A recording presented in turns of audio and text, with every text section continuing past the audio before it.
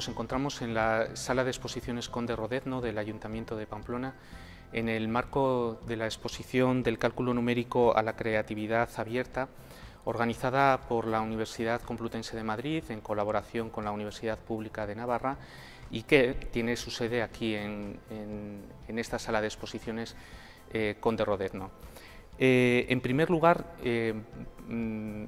vamos a hablar con el profesor Francisco Galera, profesor de la Facultad de Económicas de la Universidad de Navarra, en torno a la presencia de la central de cálculo en otro acontecimiento celebrado en Pamplona en 1972. Realmente la ciudad de Pamplona durante unos pocos días, entre el 26 de junio y el 3 de julio de 1972, dio cabida a lo que hoy se denominaría como un gran evento internacional, un evento artístico en el que participaron 350 artistas plásticos, arquitectos, músicos, poetas, ¿no?, en una vorágine carnavalesca, como ha sido también definida, que realmente modificó la fisionomía de la ciudad, ¿no? En el solar donde se encuentra en la actualidad el baluarte se levantaron unas cúpulas neumáticas.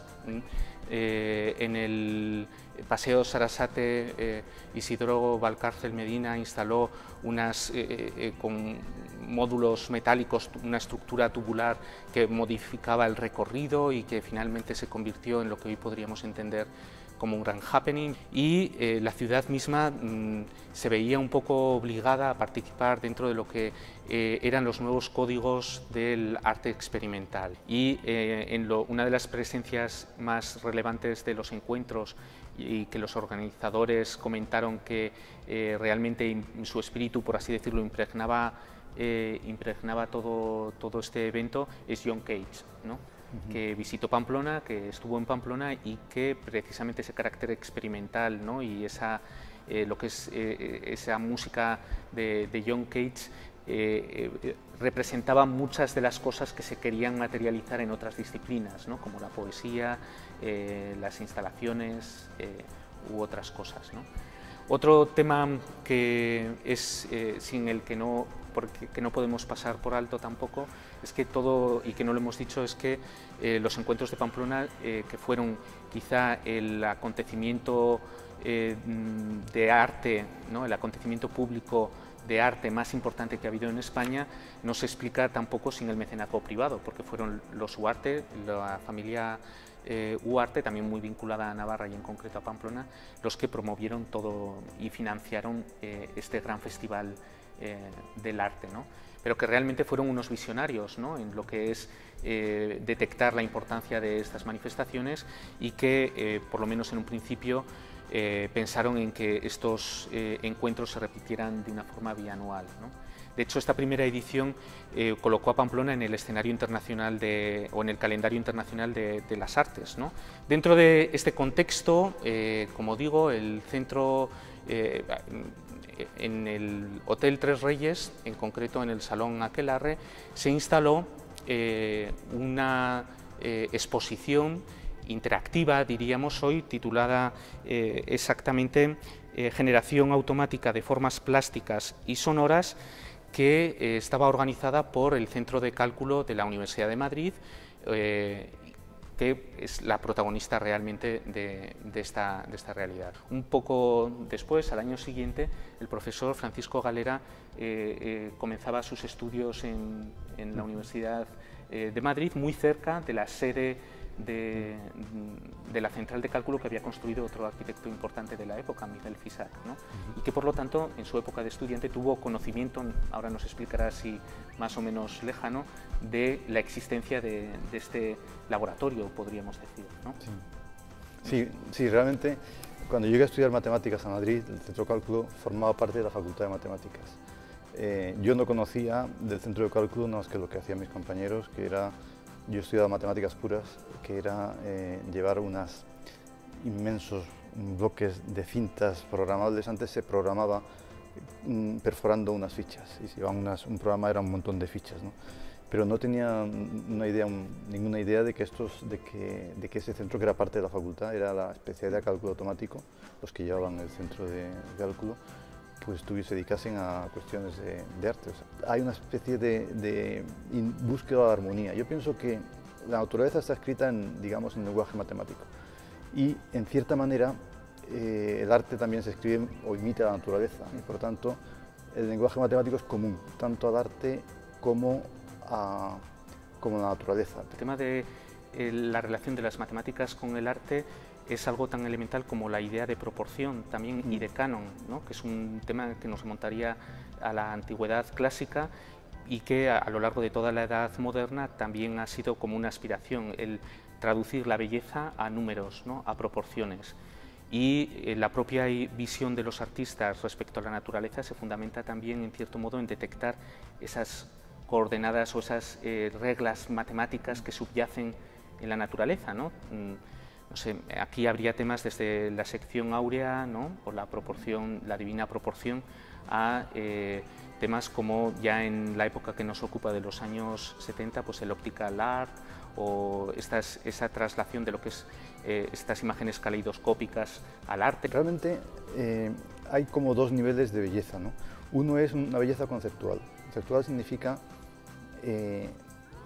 que son unas relaciones, o sea, no hace falta que se manifieste en nada plástico, ni siquiera ni en música, ni en figuras, ni nada, sino que percibes una relación que por la elegancia que tiene, percibes una cierta belleza ahí.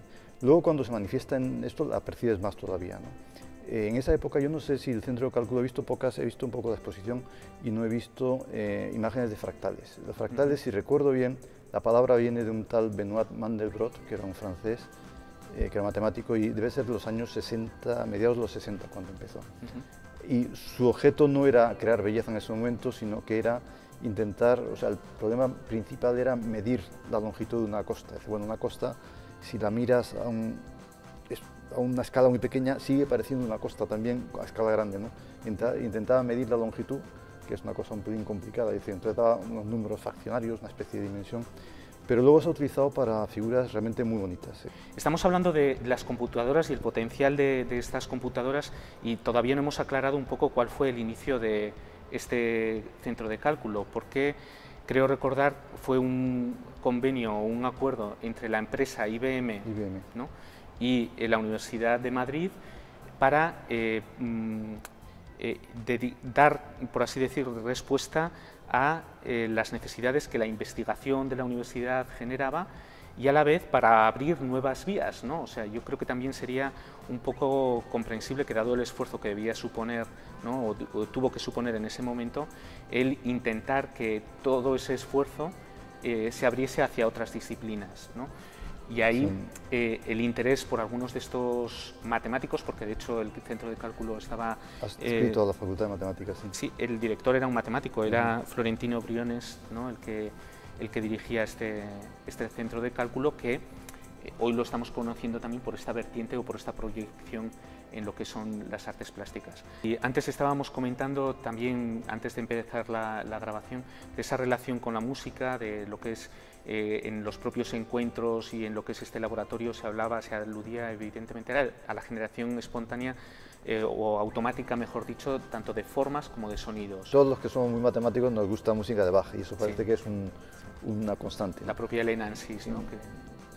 Los seminarios que hay de arte de computadoras en España, vienen muchas personas del extranjero y hay artistas españoles, ¿no? O personas que trabajan con estos recursos que también viajan al extranjero. Alguno de los protagonistas de este centro de cálculo, el subdirector en concreto, hablaba un poco de una especie de sarampión, ¿no? que se había extendido por todo el mundo en lo que era la aplicación al arte de estos recursos. El tema que planteaba antes es si realmente lo que producen estos ordenadores o estos objetos visuales, estas imágenes o estos sonidos generados a través del ordenador son arte o no son arte, que es algo que se planteaban ellos mismos, ¿no? Y que, por ejemplo, en el caso de los encuentros, se generan dentro de lo que es unos encuentros artísticos, pero es una pregunta que también estaba en el ambiente, ¿no? Hasta qué punto realmente la naturaleza artística viene dada por la esencia del propio objeto, ¿no? Por la naturaleza del objeto creado o por todo lo que hay alrededor, ¿no? Y sobre todo por el convencimiento de que eso es arte o, como sucede ahora mismo, que yo creo que está superado ese debate, si algo es arte por ser colocado también en una sala de exposiciones o por ser colocado en un museo. Y también, como comentabas, la música electrónica, ¿no? Y la música por ordenador, no sé cómo se podría definir, que también es ya una realidad, ¿no? Los compositores ahora mismo utilizan muchas veces programas informáticos para componer, no tanto el trabajo directo con la obra. En este centro de cálculo, ahí en Los Tres Reyes, se reprodujeron a través de la computadora, por ejemplo, obras clásicas como el Apostolado del Greco, ¿no? Entonces uno veía como el Apostolado del Greco era interpretado y salía pues pixelado, o claro, todos estos lenguajes, entonces no se hablaba de pixelado, ¿no? Me vio un artista, un pintor, que le hiciese una cámara oscura. Entonces, es decir, una cosa donde pones aquí algo que él quiere pintar, se pone una luz muy intensa, se ponen unos espejos y unas lentes y proyectas sobre un lienzo. Entonces él hacía el dibujo inicial y luego ya pues se dedicaba a pintar encima con los colores que él quisiera. Yo recuerdo el año 91, por ahí, que estuve en una conferencia en Madrid de un señor que se llama Barnsley, que se dedicaba a fractales. Lo que hacía era reducir imágenes a ecuaciones, automatizar una imagen, reducirla a imágenes y volver a generar esa misma imagen con los pocos números que tenía. O sea, era una reducción de la información que se necesita para una imagen, una reducción por 500 o por más, ¿no? Pero se ve que no, porque si no lo hubiéramos visto entre la gente rica. Yo creo que no lo he visto a Barnsley y entonces parece que no ha conseguido su objetivo. Pero yo esto lo decía porque las obras de arte se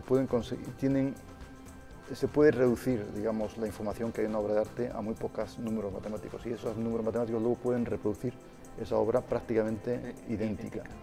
Bueno, pues para terminar quería volver a mostrar el agradecimiento de parte del Museo de la Universidad de Navarra, que está rodando este vídeo, hacia el Ayuntamiento de Pamplona, que nos ha facilitado el acceso a la sala de exposiciones, y a la Universidad Pública de Navarra y a la Universidad Complutense de Madrid, que nos han permitido y nos han dado todas las facilidades para realizar este vídeo en conversación con el profesor Francisco Galera.